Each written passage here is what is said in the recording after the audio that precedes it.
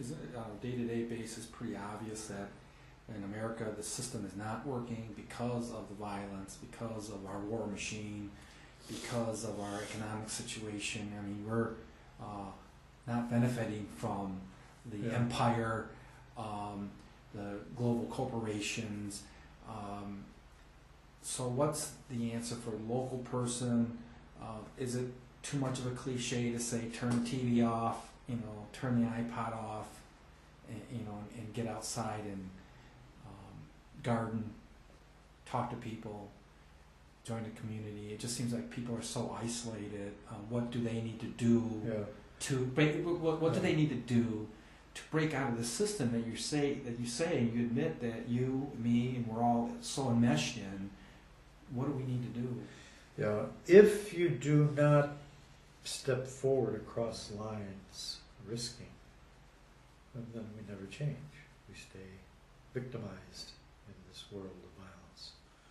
That means I make choices that make me come out of my shell.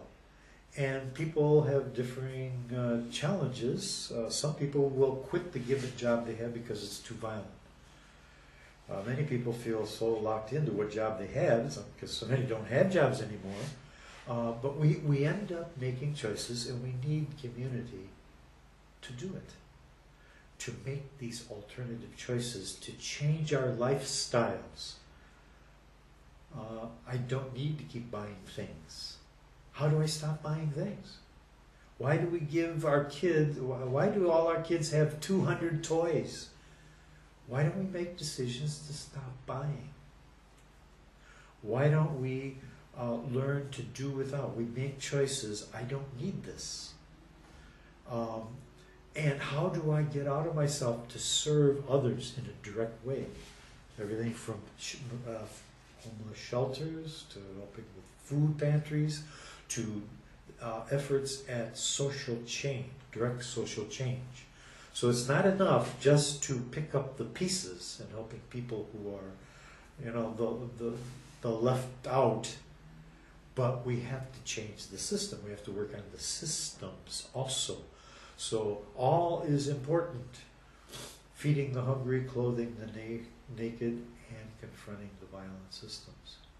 And there are so many ways. You can probably name dozens of organizations that are working on environmental things. All right, you get involved in one of these organizations. Or trying to end war. Hey, there are dozens of organizations. Or start your own. If none of them meet your spirit, what your spirit inside you is saying, well, maybe start your own, get others to join you, always with the sense of not hating, not we, they thinking, but we all together. We're in the same boat together, and we sink or swim together. The corporate media and people in the public are continually scaring us by saying socialism, communism, fascism, and sometimes they use them all interchangeably when I wonder whether they even know what these concepts are. But that's what they'll throw at you as far as name calling and stuff to scare you away from being a real community. I mean, where is that coming from, and how do you combat that kind of scare tactic? Well, one example is in describing what you just described. I say to people, well, of course, would you expect anything different in such a violent society? It's part of the society. It's ingrained. It's not just, well, reform this and that will be fine. There's got to be this total transformation. So what I say is, see, yes, that's the way it is, and it needs more than just a bit of tweaking and fixing. There's got to be a fundamental transformation. And it starts with you and me, ourselves. And because there are many of them, they might sit down over lunch and they're arguing and venting about all the problems of the world. It feels good, and they go back to their life and nothing changes. Well, I'm sorry. I have no time to just sit around and complain. I have to be about transformation. And so when I complain, I hope it's with the idea I'm trying to understand better, and I'm trying to see what we must do about it, not simply enjoying arguing and complaining. What's the risk I take? What am I going to do about it? So instead of complaining about politics, etc., the first question to me and to you and each is, okay, what are you going to do about it? Oh, okay. And then I have to decide what I do with my time and my energy. I can't do everything. I have to make choices. And one thing I came to years ago is wherever loving is going on and nonviolent resistance to evil, I already am a part of it. I'm a part of all the marvelous stuff happening. Why? Because we're intimately interconnected. I'm a part of every good thing people are doing. I'm a part of every loving mother feeding her child at her breast. I'm a part of everyone resisting city halls, violence, this or that. I'm a part of it. Now, what do I do with my time and my money and my resources and my energy? We have to do it together. So if you don't know where to start,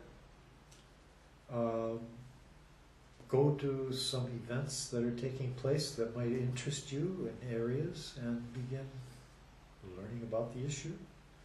Or go to a community or a person. Dorothy Day said, you want to know how to really grow? Then associate with saints around you. Oh. And be people that inspire us. Well, hang around them. Let it rub off. Be with a group that is doing some good. Start being part of it. Volunteering at a place that's doing good. So that you never know where it leads you. But if just listening and not having it change you is a useless exercise, it has to be, how am I challenged and invited and nurtured to grow and commit myself more and more and widen the circle of connectedness, widen the circle of taking back our power nonviolently as human beings on a self-sufficiency kind of model, building that world we really want to take place. So hopefully this kind of conversation we're having here is helps us to think outside our boxes that we've been encrusted in, that benefits all too few, and get rid of our we-they thinking. So these are radical kinds of ideas. Of course they're radical. All reformers are radical. People that really change the world are absolutely radical because they work outside the acceptable opinions of the day. Of course. Of course. They are radical, going to roots of things for a new creative way, breaking through all the nonsense. So anyway, as people complain about this issue or that, yeah, we need to understand how it's working, and okay, what am I doing to try to change it without feeling I am powerless? I do not feel I'm powerless. I feel I am empowered. I do what I can, and I celebrate the beauty of life and the sun that rises in the morning, and I feel a sense of gratitude to life. That's key in it all. How do I live a sense of gratitude? Every minute is a gift. And people are a gift, and all of us with our foibles, if we're working at trying to improve ourselves in our world, it doesn't take a lot of things to make us happy. Contrary to the illusion and the systems that depend on our